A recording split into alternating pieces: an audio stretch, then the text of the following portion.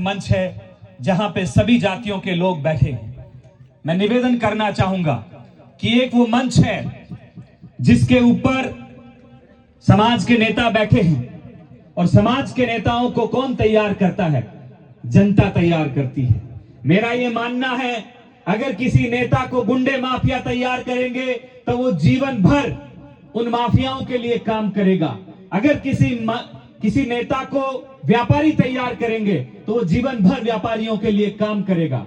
लेकिन अगर किसी नेता को समाज तैयार करेगा तो वो जीवन भर समाज के लिए काम करेगा, उस समाज की आवाज उठाएगा और उसको कामयाबी की ओर लेके जाएगा। नेता मां की कोख से पैदा नहीं होता है। नेता मां की कोख से पैदा नहीं होता है। नेता संघर्षों से बनता है, नेता आंदोलन से बनता है, नेता आवाज उठाने से बनता है। आप लोग हमें आशीर्वाद दीजिए। हम हर तरीके से मजबूत हैं, आज पढ़े लिखे लोग हैं और आपकी आवाज को बुलंद करना जानते हैं। ना गोलियों से डरते हैं, ना डंडों से डरते हैं। हम आपकी आवाज को बुलंद करेंगे। मेरे जैसे नौजवान साथियां मंच पे बैठे हैं, मैं आप सबसे निवेदन करूंगा कि ऐसे नौजवानों को आप तैयार कीजिए, क्योंकि बाबा साहब अंबेडकर को जो काम करना था वो करके चले गए। मान्यवर काशीराम साहब को जो काम करना था वो करके चले गए। चौधरी चरण सिंह जो काम कर सकते थे वो करके चले गए। चौधरी देवीलाल जी जो काम कर सकते थे वो करके चले गए। लेकिन अगर अब आपको नया अंबेडकर चाहिए तो उसको पैदा करना पड़ेगा, नया काशीराम चाहिए तो उसको पैदा करना पड़ेगा, नया चौधरी चरण सिंह चाहिए, नया देवीलाल चाहिए तो उसको पैदा करना पड़ेगा। वो पुनर्जन्म नहीं लेगा। वो इसी बीच में से, इस जनता में से आपको किसी ना किसी को तैयार करना पड़ेगा। वो तैयार कैसे होगा? आप उसको समय दीजिए, आप उसको मौका दीजिए, क्योंकि मेरे जैसे नौजवान आज जो गरीब परिवार से आते हैं, जिसके माता पिता मजदूरी करते हैं, जो राजस्थान कॉलेज का अध्यक्ष बनता है, राजस्थान विश्वविद्यालय का अध्यक्ष बनता है, और आज मैं NSUI का अध्यक्ष हूं, जो कि कांग्रेस पार्टी का छात्र संगठन है, जिसके माता पिता ने कभी सरपंच को भी ढंग से नहीं देखा होगा। आज उसके घर पे सरपंच आते हैं, माला साफे पहनाते हैं, तो उस माँ बाप को गर्व महसूस होता है। मैं वो नौजवान हूं, जब जेल में गया, जेल के बाहर तांता लगा हुआ था कि माननीय सचिन पायलट जी जेल में मिलने आते हैं, गोविंद सिंह डोटासरा जी, टीकाराम जूली जी और न जाने कितने विधायक मिलने आते हैं। पूरी जेल कांप उठी कि अंदर कौन ऐसा बंद है जिससे इतने बड़े बड़े नेता मिलने आ रहे हैं।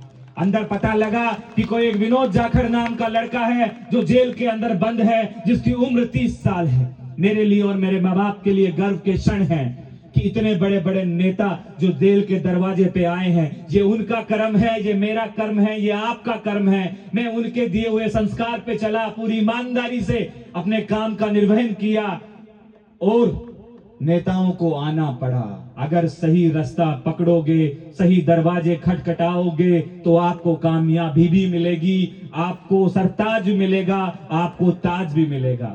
मैं मेरे नौजवान साथियों से कहना चाहूंगा कि आज एक बीमारी ने जो है इस समाज को बड़ी गंभीरता से जकड़े हुए है।